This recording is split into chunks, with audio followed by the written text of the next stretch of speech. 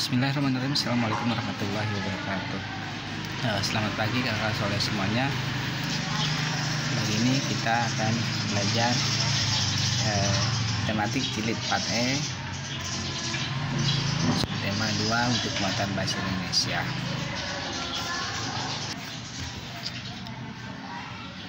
Pada pertemuan kali ini kita akan coba menggali pengetahuan baru yang terdapat pada teks non-fiksi, yang mana dari pembelajaran ini mudah-mudahan kita bisa mengetahui lebih dalam, karena sebelumnya kita sudah coba juga ya bagaimana cara menggali informasi yang terdapat di teks non-fiksi. Nah, sekarang kita lebih perdalam lagi tentang tata cara menggali informasi yang terdapat pada teks non-fiksi. Soal semuanya, kita mengulang. Yang dimaksud dengan teks non-fiksi adalah teks yang isinya itu bersifat fakta atau nyata. Kejadiannya pernah terjadi, orangnya ada, waktunya ada, kemudian digambarkan dalam bentuk tulisan. Tapi ada beberapa teks non-fiksi yang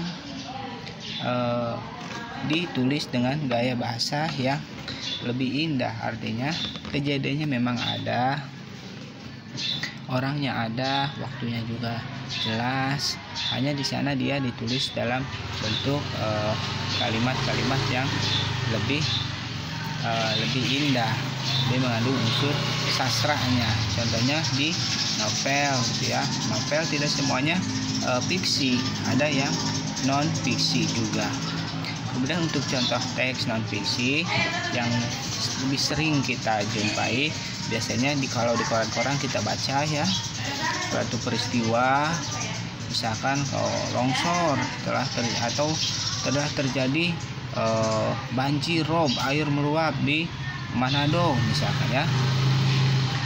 Di sana biasanya dicantumkan daerahnya, waktunya juga. Kemudian kalau ada korbannya ditulis berapa, seperti itu ya. Nah, di sini sekarang nanti kita akan coba menggali. Kalau kita baca ini, maka kita akan paham nih. Kalau baca teks yang tadi kita paham, oh kejadiannya di Manado, kapan? Misalkan nanti di sana di teksnya ditulis tanggal 17 Januari. Oh, tanggal 17 Januari. Kemudian kita baca lagi bahwa misalkan ini ya, misalkan ada korban sekitar 5 orang. Kemudian kerusakan materi yang lainnya juga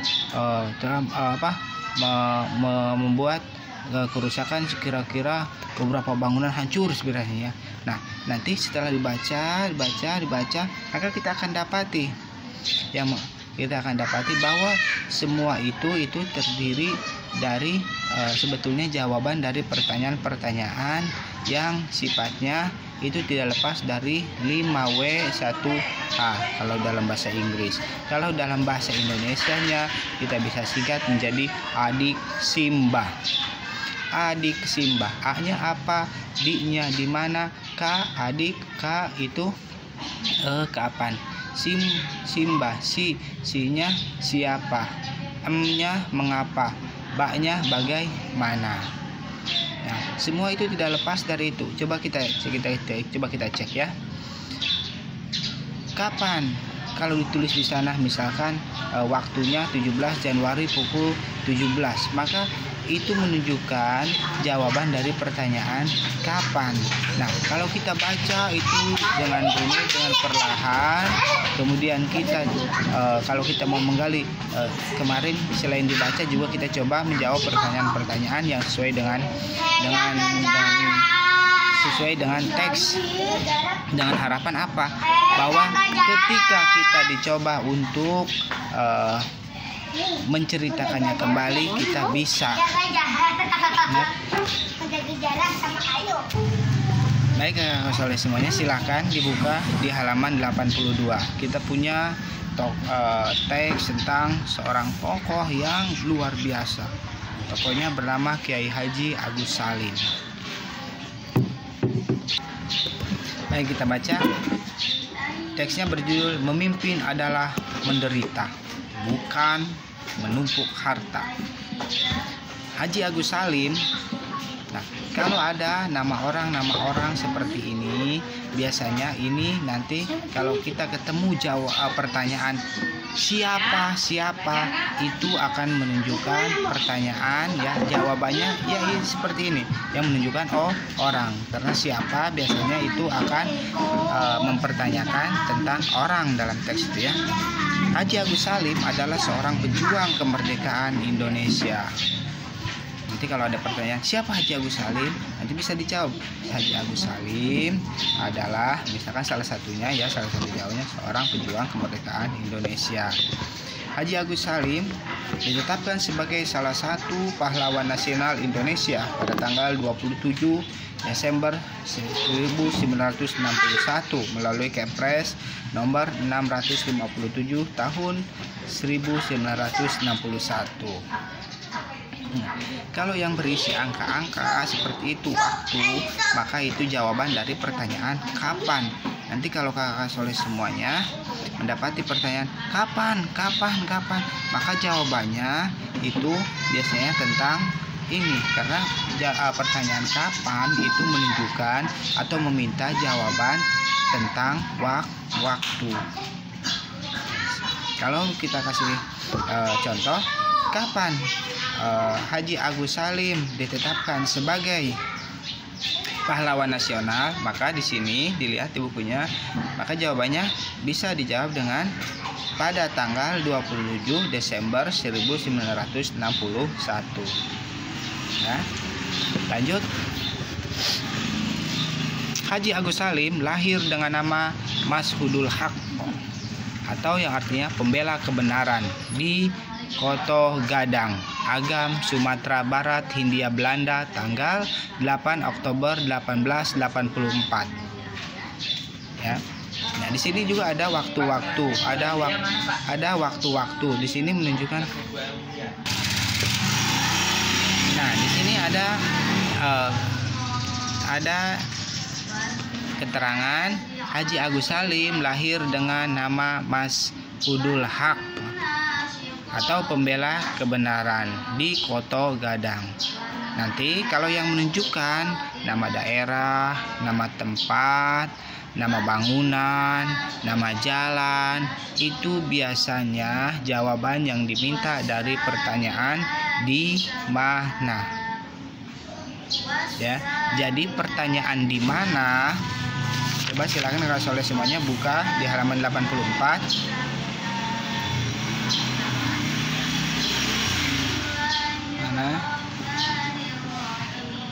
Di sini tidak ada, ya, tidak ada.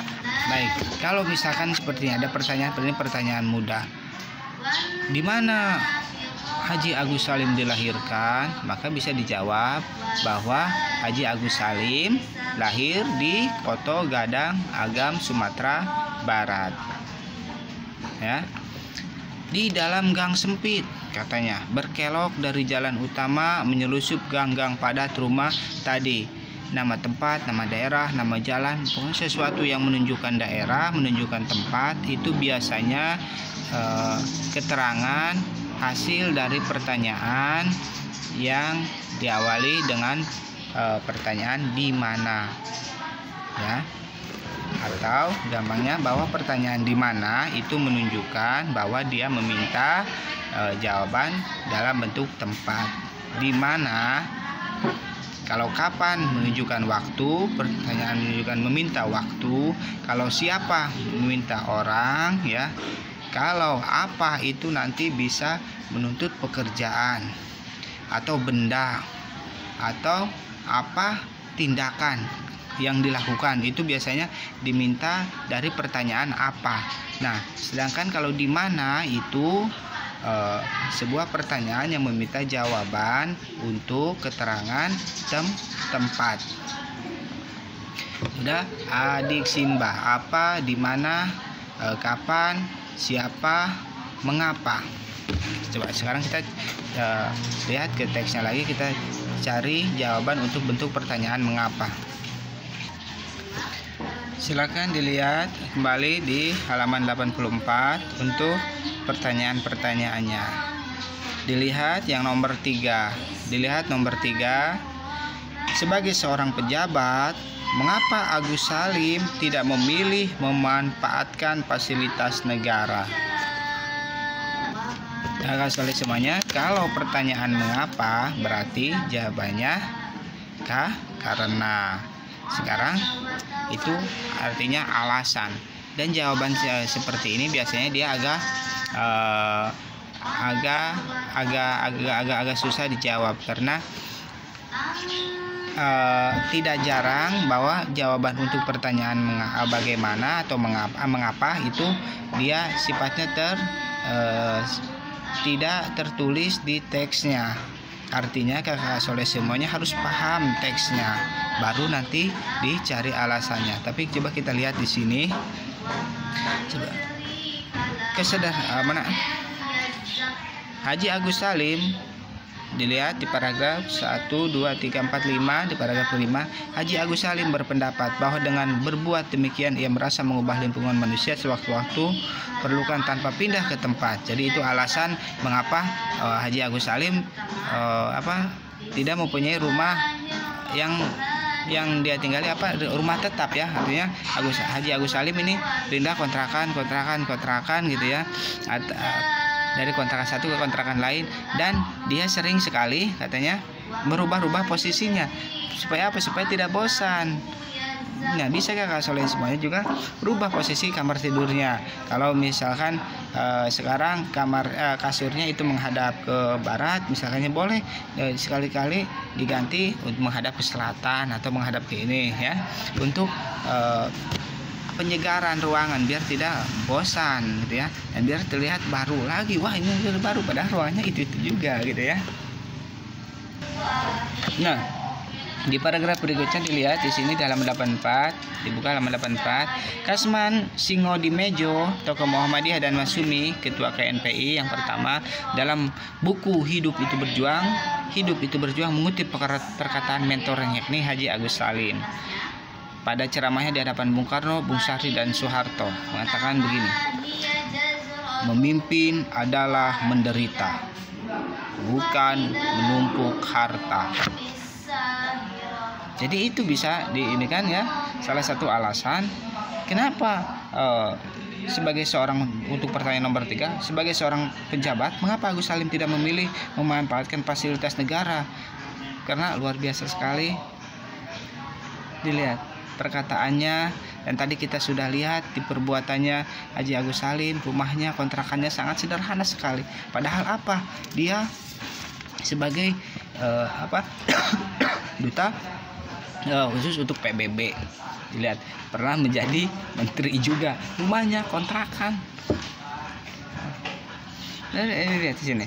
Kenapa tidak mau memasukkan fasilitas? Karena kata dia, memimpin adalah menderita, bukan untuk menumpuk harta. Ya. Jadi kita ulangi bahwa untuk menggali informasi sehingga kita bisa, kalau kita misalkan membaca teks ini, kita bisa menceritakan kembali dengan bahasa kita sendiri. Maka cara yang pertama yaitu baca dengan perlahan, pahami. Kedua, tolong bisa digunakan pertanyaan-pertanyaan yang sesuai dengan teksnya. Artinya kakak soleh semua bisa berlatih untuk memahami teks itu dengan menjawab pertanyaan-pertanyaan yang sesuai dengan teksnya.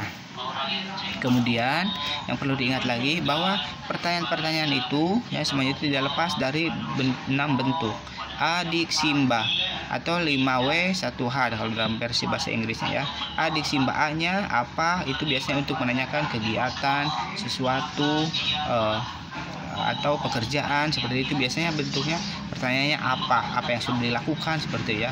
Kemudian di mana itu menunjukkan tempat, sesuatu tempat, baik itu negara, kampung, nama bangunan, nama jalan, nama gang, itu biasanya ditanyakan dalam bentuk kalimat tanya di mana. Kemudian kapan, itu menunjukkan waktu. baik itu nanti jawabannya abad, ya, sore, malam, pagi, pekan, tahun, bulan, tanggal, gitu ya. Itu menunjukkan, atau musim seperti itu biasanya dibentuk dari pertanyaan kapan.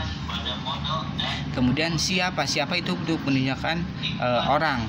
Orangnya di sini tidak mesti nanti yang dipertanyakan, pokoknya semua jenis orang, ya, pelaku, orang yang tertulis, baik itu dia sebagai pelaku ataupun sebagai objek, gitu ya. Yang pasti itu untuk menanyakan orang, baik tua, muda, ataupun semua keterangan yang digambarkan pada teks itu. Kemudian mengapa itu untuk pertanyaan yang jawabannya dicari itu alasan, ya, alasan sesuatu. Kemudian bagaimana itu biasanya menunjukkan cara atau proses. Jadi kita ulangi 5W 1H yaitu what, apa, where, di mana, when, kapan, who, siapa, kemudian why, mengapa, and the last is how. 1H how itu bagaimana. Baik, terima kasih. Kita tutup pertemuan kita kali ini. Mudah-mudahan bermanfaat. Sekali lagi, untuk menggali informasi dalam teks non fiksi kita bisa dengan melakukan satu, yaitu membaca dengan perlahan dan memahami. Kedua, yaitu dengan mencoba menjawab pertanyaan yang sesuai dengan teks, dan tolong diperhatikan bentuk pertanyaannya, di mana, kapan, siapa, ya, bagaimana, itu untuk menunjukkan apa. Nanti baru akan lebih cepat untuk menangkap jawaban atau menangkap informasi yang ada dalam teksnya. Tolong dipahami bentuk itu, bentuk 5W 1H atau bentuk adik Simba itu. Baik, jangan lupa jaga kesehatan, jaga sholat 5 waktu, sayangi diri kalian, sayangi juga keluarga kalian. Pergunakan nikmat Allah dengan sebaik mungkin. Pergunakan HP dengan sebijaksana mungkin. Pergunakan HP untuk hal yang bermanfaat. Terima kasih. Subhanakallahumma bihamdika asyhadu an la ilaha illa anta astaghfiruka wa atubu ilaik. Assalamualaikum warahmatullahi wabarakatuh.